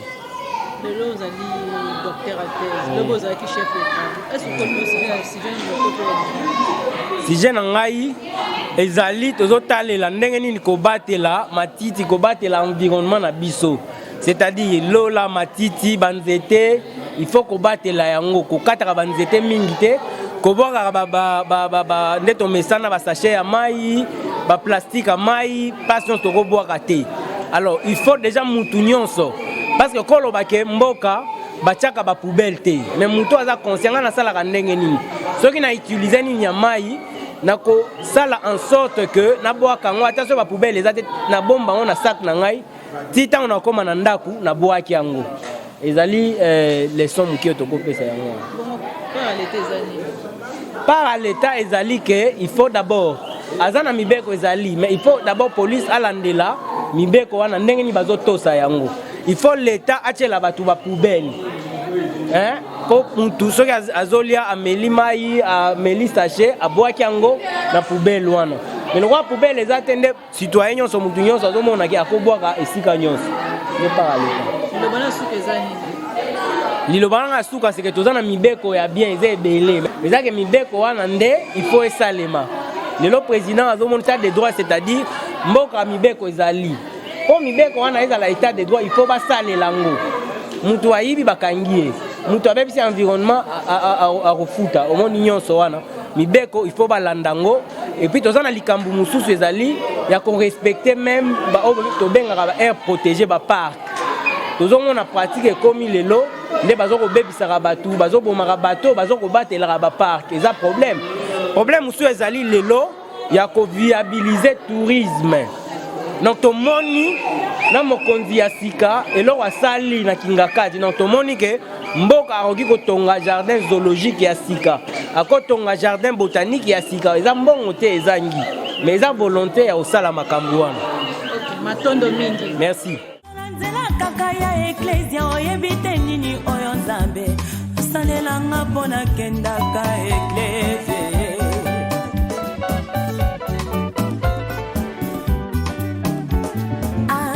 moto kutu oya mokili soki apesi eloko sengi merci ebongo kolo ya pema topesi eni